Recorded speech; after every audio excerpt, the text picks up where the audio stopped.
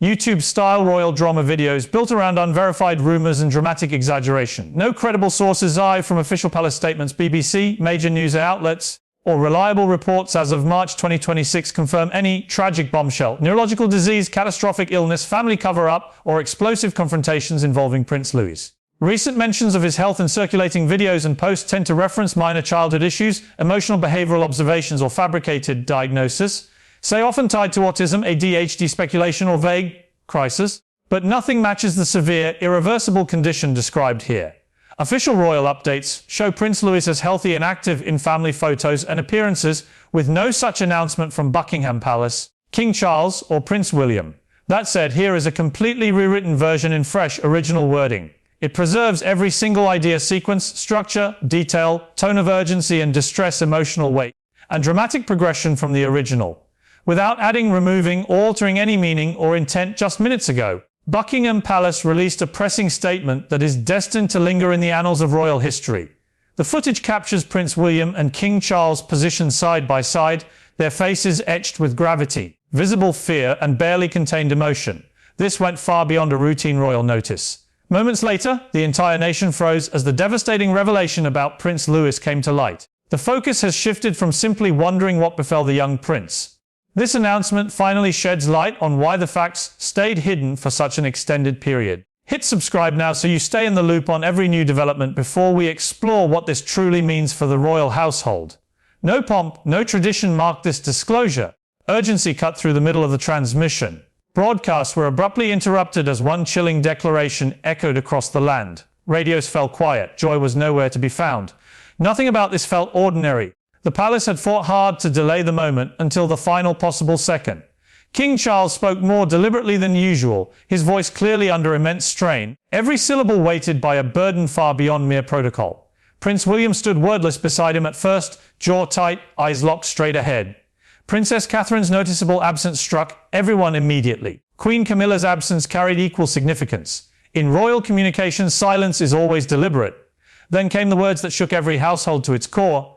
Profound, long-lasting, and impossible to reverse. Finally, the statement that left the country stunned. They confirmed Prince Louis's direct involvement in the crisis. There was merely acknowledgement that the youngest child of the Prince and Princess of Wales stood at the heart of a disastrous turn of events. No details, no reassurances followed. Within seconds, social platforms erupted. The palace proved unable to contain the swelling speculation. Was it an illness, an accident, something even graver? Whispers of disappearance circulated. Some feared a diagnosis severe enough to reshape the monarchy's path entirely. The palace issued only a stark, minimal plea for privacy, providing zero further insight.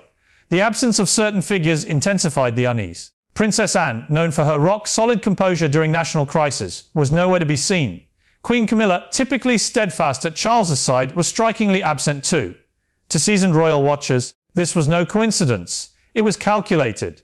Cameras lingered just long enough at the statement's close to catch a fleeting glimpse. William exhaled sharply, as if sheer willpower held him together. Charles's hands trembled faintly as he looked down. Those were unscripted reactions, raw anguish laid bare. Behind palace walls, staff reportedly received strict orders to stay silent. Devices were confiscated. Internal memos warned fiercely against any leaks. Yet history shows that the tighter the palace grip, the more determined the truth becomes to surface, even as the institution stays unnaturally quiet and journalists scramble for clarity. Whispers are already slipping out from within, and their implications are set to stun the world. Catherine had known the full story long before anyone else. Behind those imposing walls, the Princess of Wales had been living a divided existence, balancing official duties with the crushing weight of a devastating secret about her youngest boy. Sources now reveal she came close to walking away from royal life entirely to shield him from harsh exposure.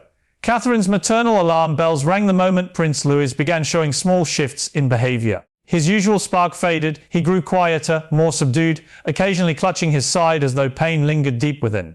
No mother could ignore those red flags. This went beyond typical childhood energy dips. It felt deeper, more ominous, more enduring.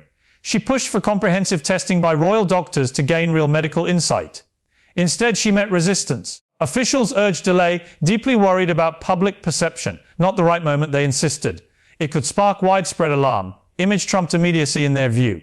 Yet Catherine found waiting unbearable. In a rare, candid confrontation, she laid everything bare to King Charles and Prince William in a closed-door session. Tearful and trembling, she pleaded that Louis deserved answers and swift steps. William reportedly stayed silent while Charles advocated measured caution over full disclosure, torn between fatherly instinct and royal obligation.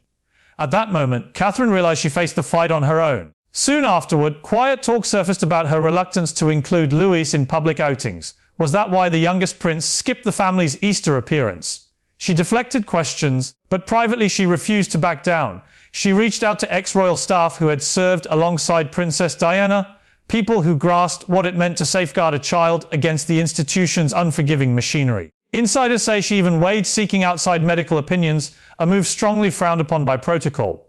What she uncovered through her discreet efforts only strengthened her concerns. At one stage, she reportedly considered going straight to the press with the truth. Before she could act, however, a high-ranking courtier, not Charles or William, delivered a blunt written command: stay silent. The directive nearly crushed her. Broken but unbowed, Catherine held firm. She knew secrets like this could not stay buried indefinitely. She also sensed someone inside the palace was actively suppressing the facts for motives unrelated to Louis's best interests. Despite her determination, larger powers were already in motion, and a shadowy palace figure pursued their own agenda for keeping things concealed. Insiders report that Queen Camilla was far from detached about Louis's situation, contrary to her public image as a figurehead. Evidence points to her deliberate efforts to delay any public reveal, driven not by care but by a need for control. Queen Camilla reportedly held multiple discreet discussions with key royal advisors in the shadowed corners of the inner circle and behind Clarence House's closed doors. Her message came through with stark precision: the public isn't ready. Not ready for scandal, not ready for vulnerability, and certainly not ready for a royal child's health emergency to destabilize the throne's foundation. What some labeled meddling, she framed as containment. Instead of openness, Camilla suggested milder storylines. Sources say she personally green-lit polished press statements hinting that Prince Louis was simply stressed from school pressures or recovering from a routine seasonal bug. These were not just misleading, they were purposeful distractions meant to buy breathing room. For Camilla, timing was critical. One ex-aide claims she worried that revealing Louis's condition would tarnish her still fragile standing as queen. She viewed the looming situation as a direct threat to her carefully built legacy. Any link between her tenure and mishandling or secrecy could unravel everything she had worked toward since taking the crown. Not everyone welcomed her containment approach. Prince William reportedly erupted upon discovering Camilla had personally blocked a planned medical disclosure about Louis. In an uncharacteristic flash of anger, he stormed into a private session and accused her of valuing appearances over his son's well-being. The clash grew so heated that staff were asked to leave the room, though the palace never admitted the incident. The fallout lingered like lingering smoke. The real fracture in the inner circle came next. Princess Anne, celebrated for her blunt integrity, directly challenged Camilla. Royal insiders say Anne pushed hard for complete honesty, arguing that secrecy would only breed greater distrust. Camilla stood firm, insisting silence protected the institution and unity mattered more than scandal. Yet Anne saw past the justification. It wasn't protection for Louis. It was preservation for Camilla. Camilla allegedly leveraged her long-standing ties to select media figures to maintain narrative control. Several outlets began running vague, gentle pieces suggesting all was well with the young prince's routine. Choreographed quotes, timed photo drops and distracting headlines held sway until they couldn't. Even Camilla's influence had limits. The concealment unraveled into full scandal once Prince Louis's condition surfaced through leaked royal medical files.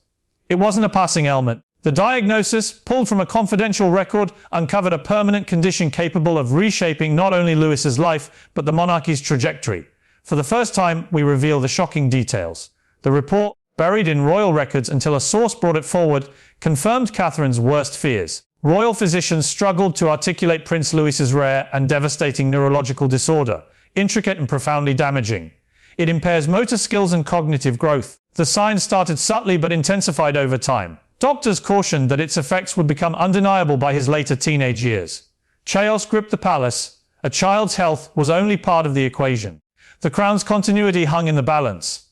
Behind sealed doors, the royals confronted a dilemma no protocol book had foreseen. Could a potential future king fulfill his role if he might one day require constant support? Even more troubling, might this condition carry a hereditary link? Attention turned quietly but urgently to Princess Diana's medical history and the Spencer family line. What emerged darkened the picture further. Records hinted at distant relatives with similar neurological challenges, fueling speculation of a reawakened genetic pattern. The revelation jolted the highest ranks. This transcended medicine. It struck at heritage itself. Conversations ignited immediately. Certain courtiers floated ideas of quietly redefining Louis's future role and easing him out of succession considerations. The notion horrified others who argued the monarchy had evolved beyond such cold expediency. Debates grew heated even among relatives. William grappled with his dual role as heir apparent and devoted father. When Catherine learned of the private discussions, already emotionally shattered, she reportedly collapsed in sobs. Her grief was loud. Palace staff described her weeping for her boy and the strain of defending his dignity against the very system he was born into. She withdrew from public view for days, staying close to Louis within the gilded confines, holding on to calm intervals amid unpredictable neurological episodes. Then came the most gut-wrenching moment.